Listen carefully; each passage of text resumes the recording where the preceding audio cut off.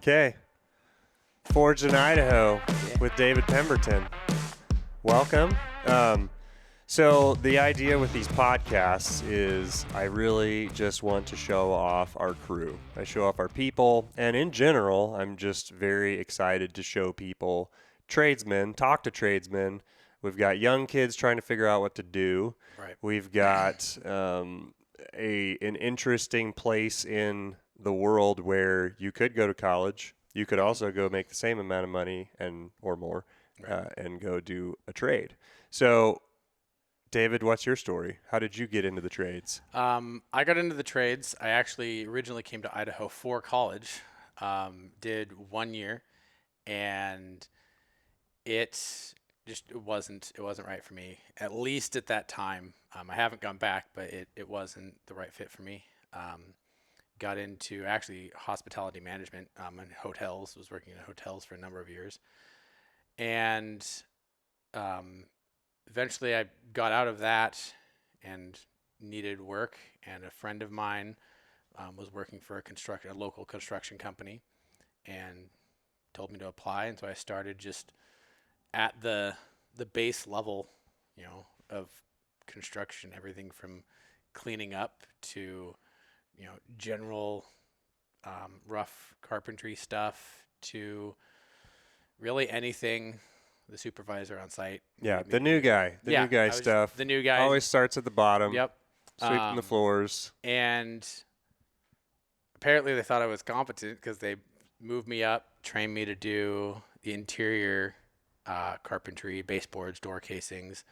Then I was trained on siding, and just over the years trained in different aspects of carpentry. And now I'm here doing lots of interior finished carpentry and all sorts of different aspects of it. Yeah. So, talk to that kid. Like, you want to start out, and we joke about it. You're sweeping the floor. Yeah. How does a guy go into this thing and see the end of the road? Like, Right. what does it look like to work your way up in the trades? What kind of attitude are people needing to have, and how long does it take? I think I'll start actually kind of at the end there. As far as how long it takes, I think a lot of that is going to be determined by your mindset going in. If it is just a job to you, then you're going to progress a lot slower. If you don't have some kind of external motivation to get better at what you're doing, to really excel, and to work your way up. And maybe some people all have that to a certain degree, but like for me, I have a family, and I don't just want to feed them and have a technical roof over their head. I want them to go to a good school. I want Christmas to there to be more than one present under the tree for the kids, and so my attitude towards, and I think a proper attitude towards any job then needs to be, okay, that's my motivation. That, and for me, and hopefully for everybody, but definitely for a Christian, is going to be to glorify God in what you do. And so for me, I have that motivation, and that's why I want to do a really good job. That's why I want to work my way up in a company, get raises and things, and therefore provide for my family better. And so now, sort of to go back to the beginning, talking to that guy who is coming out of high school, doesn't know what to do. A lot of it is going to depend, I think, on if you have any sort of future career prospects. Like, I have a son who he, at least right now, is dead set on being a lawyer, which is awesome. And for that, I fully concede, he's going to need to go to college. Yeah. But that might not be everybody. You might have somebody who ending high school, he just doesn't know what to do. Um, and I think unfortunately people often look at the trades as, well, that's a fallback career, which is very unfortunate because we're experiencing a shortage of a lot of tradesmen. And so I think what I would say to that kid is, hey, maybe you don't know what you want to do right now, um, but don't look at the trades, whether it's plumbing, electrical, carpentry, any aspect of it, as just a fallback. Um, and they could even jump in at the starter level and to a point to see if they like it. But I would just caution them, don't do it on a whim, do it wholeheartedly and still give it your all. And maybe your trajectory will take you somewhere else, but you might find, oh, hey, not a very good carpenter, but I really like plumbing. And I've gotten to do some of that and I can get good at that. And that's how I ended up finding a passion in carpentry. And it needs to be looked at, I think, as more than just a fallback. So you mentioned 2 lanes of travel. You Yeah. mentioned, a kid wanting to go to college, be a lawyer, and you mentioned being a tradesman. And both of them you connected to mindset, right? So mindset really applies across all spectrums. And you're my one Marine, my devil dog at Forge Construction. How much did that in some way build who you are now as a tradesman? Oh, I think it definitely has affected it. The military in general, but from my experience, the Marines, one of the many things they instill in you is your attitude towards what you're doing. You could be doing the most menial level. You could be sweeping the shop floor because you're just, on base, and there's still a certain level that they want that done to, that they want you to see. It's not always a big thing that they really try to instill is it shouldn't always be your manager, your supervisor coming in and he shouldn't always have to explain the level to which what they're trying to train you to in that job, but then to take with you is recognizing the level to which a job needs to be done and then giving it your all from the start and pushing hard. I tell a lot of people, after I was just I talked to a lot of people who are potentially looking to go into the military, and the Marines specifically, everybody always focuses on the physical aspect of boot camp and stuff. And yeah, it's hard, but your drill instructors and those people and other branches as well, they're less focused on breaking you down and then building you up physically. They can do that later. All of the screaming, the yelling, what they want to see is, can this person mentally deal with the situation? Do they have the motivation and the willpower to just push through and keep going?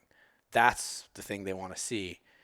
And that type of attitude, because there are days in construction that aren't my favorite days. I try to have a good attitude always, but whether it's really cold outside or maybe you're working inside and things just aren't working right, that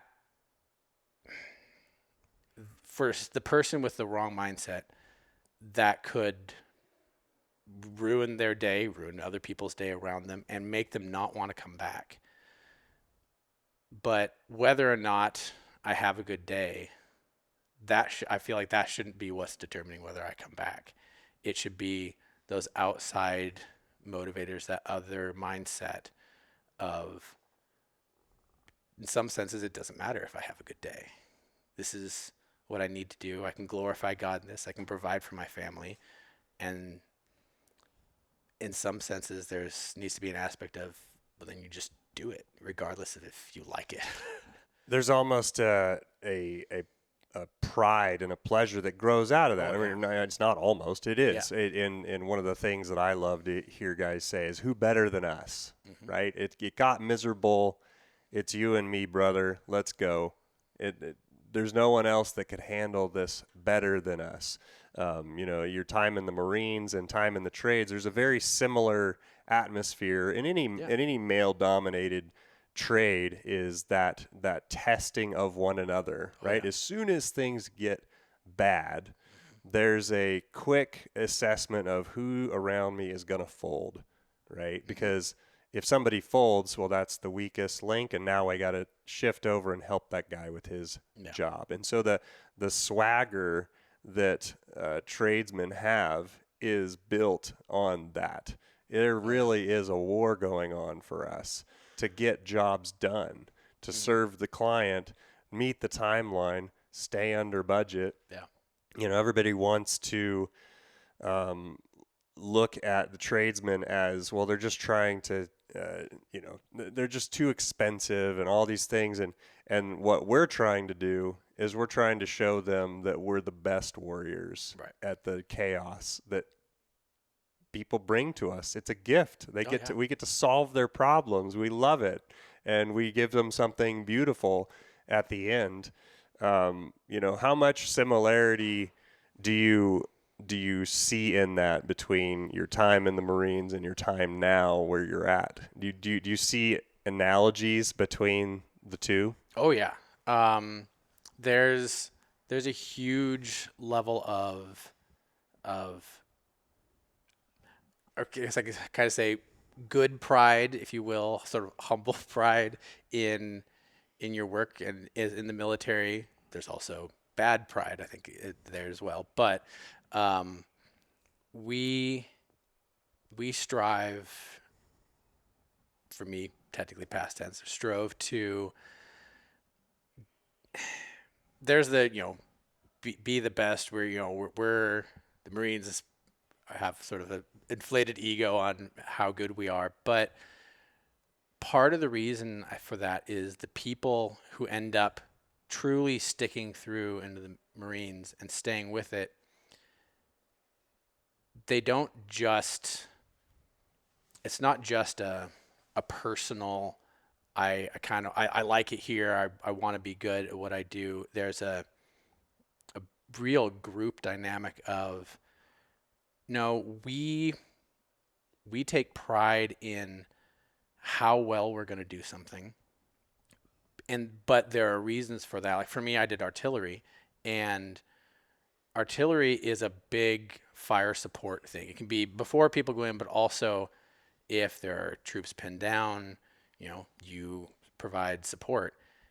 And if you're wrong in how accurate your shots are, you might be killing your own guys. Like if your rounds are short, then that's a huge thing. And so for us, it was no, we have to be accurate. We're going to be. And then when we would hear, yep, you hit the target accurately, then we would take that and we would just continue to repeat that, and we would strive, and we would just get better and better. And I see that in the trades all day long. I've watched everybody from framers not down, but all the way across to the finished painters change how they do things because they wanted to get better and more efficient, for not just their sake, but the sake of the company, their coworkers, and the client. One of our lead painter, Chris, I've known him for a long time. When I first met him, how he would paint the interior of houses, the walls and the baseboard and trim, was very different. The order in which he did things changed, but I got to watch him switch that up, change how he masked things off, changed the stages he did things in, and it cut days off of his paint time. And that was cool because he could have just said, well, this is how I've done it forever, and I'm just going to stay with it. But instead, he went, no, this will be more efficient. We'll end up with a better product, and everybody will be happier. And that, it's hard to really progress in almost any job if you can't do that. If you're so stuck in what you do that you can't innovate and change to be more efficient, to produce a better product, then you're going to stagnate. And that's how the military works, and that's how definitely the trades, but I think all jobs work. Yeah, there's that need to constantly be looking for your own weaknesses and also the weaknesses of the enemy, right? And so everyone's trying to become faster, higher quality, right? Those are at two opposite ends of the spectrum of what you can offer. And the finish guy, this is kind of where it all comes down to you, right? Everybody else before you that messed up, it's now all your problem, right? Yep. And so the desire is to leave the illusion of perfection at this point. Yeah. What are some of the innovations that you've had as a finished carpenter?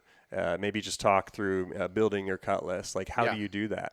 So when I first started doing cut lists, I had a legal pad and a pencil, and I would go around, make all my measurements throughout, for say baseboard, throughout the whole house, and then I would rewrite the entire thing longest to shortest.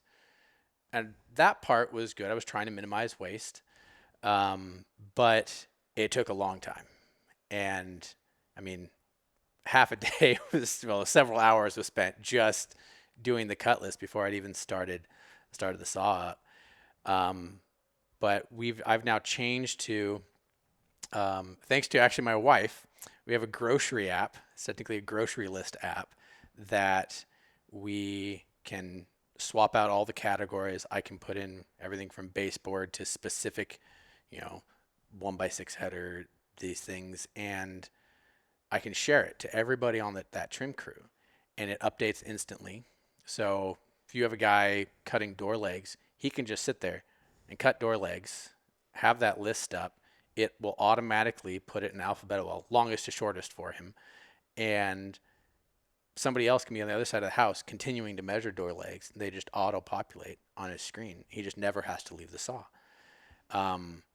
It helped that time frame get way shorter. It helped the saw continue to run, which helped our efficiency. And it was a way easier way to share that cut list and how the job was going across those trim guys and across the crew. And then it also allowed, if say I was pulled onto another job for a while, but our cut list was already made, I could pull that up and just instantly see, oh, hey, they've got all the cut list done already. They're making great progress. This is good. Versus pulling it up and going, or I could pull it up and go, that hasn't really changed much. And that is a good indication. Maybe I should call and see, did they run into an issue? So that was a huge innovation for that. It was supremely helpful. But then we have everything from something you introduced us to was the cut hub system. So how our chop saw and our table saw get set up with these big legs. That helped everything, being able to not have to pull a tape measure out for every single cut because it's right there built into the cut station. Even little things like that were great, allowed people to do multiple cuts all at once, faster, more efficiently. And then there are also just sort of small things on a personal level that I've noticed help me go quicker, which is, it's like you mentioned, when it comes to finish, we're putting, usually material that's real nice and square onto something that might not be, and we have to make it look right. And it's real easy to get frustrated in those situations, or putting a closet shelf in and there's a big gap in the back because the wall is slightly bowed or something, and it's easy to get frustrated, and then that frustration will slow you down throughout the day.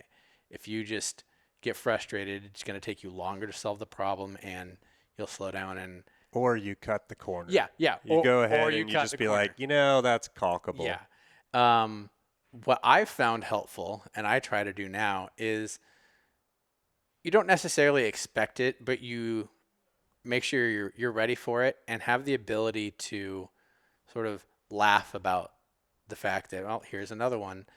And just that simple mindset of sort of not allowing yourself to get frustrated, I've found helpful, because when you're not frustrated, it's a lot easier to solve problems. You usually will end up doing a better job. And then overall, your day goes better, goes more efficiently, and I don't go home at the end of the day and I'm grumpy with my family. You showed up for Yeah. the exact reason that you then existed and conquered all day long. Yeah. It is a mindset thing. And, Jocko Willink talks about this of like, oh, good. Yeah. Another problem. Yeah. Like, this is, you saved it for me and I got you. I got you, drywall guy. Yeah. Framer who didn't shim your drywall. Like all that stuff is now your problem.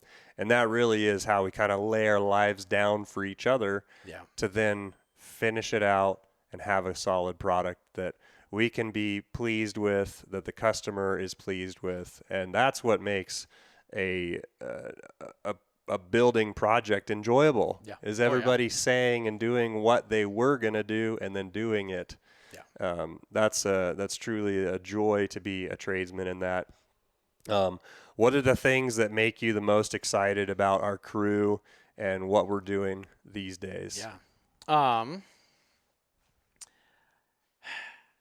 I get to do a lot of different things, and a lot of people, I know some guys, even in the trade, who they like doing their thing and sticking with it. And, there are definitely times where that works out really well for them. For me, I enjoy doing lots of different things, and learning and growing. I primarily trim guy, but even just learning, over the past couple of years, I've had the opportunity to learn and grow and install fireplaces and do chimney work, and learn more about different types of siding work. And I find that incredibly enjoyable. And that's something that has been a lot of fun. But then there's also, we have the most unique crew overall that I've ever been a part of or really seen. I've been around enough other crews, and watched them or been a part of them to know that we have guys who typically are, one, happy to be there, but you could show up to a job site and there's not a bunch of swearing going on. There's usually laughing about things, joking around with each other. But then there's also, sometimes there'll be, rock music or country music, but half the time, especially with myself and our painter, it's worship music that's playing. And that's such a unique thing that I've personally never seen on any other job sites, where pretty much everybody on the crew is a Christian, and that affects how they act on a job site. It affects their speech, what they listen to, and how they talk to each other and interact. And it also then affects type of job they do. And more than anything else, that's I think, for me, one of the most special things about Forged, and one of the things I'm most proud of. Not that I wouldn't enjoy working, being able to talk to a non-Christian coworker, but it's been such a blessing to me that it definitely affects my desire to get up and go to work. Is just knowing that community that we have. I think, there are a lot of guys in the trades who care about their work, but from what I see, the Christian guys on our crew, they care more. Um, they have a greater desire to honor God in their work, and it shows. And it's a joy to be a part of that. Um, so that's probably the biggest thing, the biggest. And I think flowing out of that, you get good work. Um, I've both followed up from other crews, other companies, work that was genuinely hard to put trim on. Whether it, windows that were not just physically difficult to trim, but like,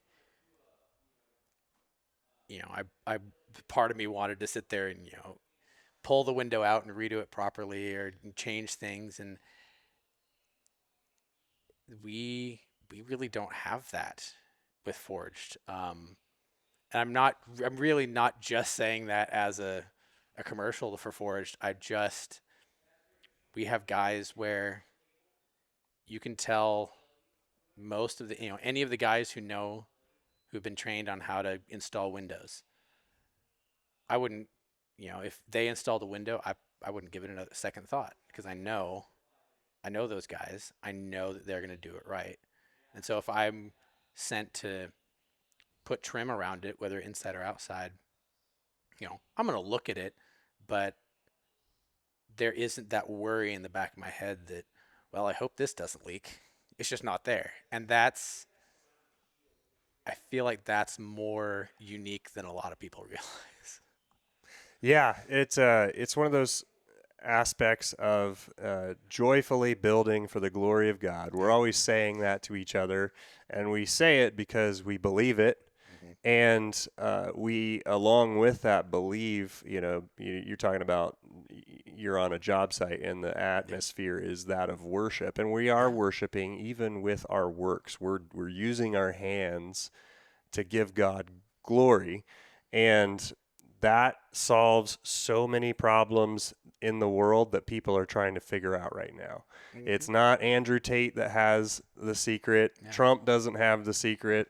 It's just there in God's word, and we're living it out. And I just appreciate you for being on the crew and doing it with us. Absolutely. My pleasure. Thanks for your time. Yeah.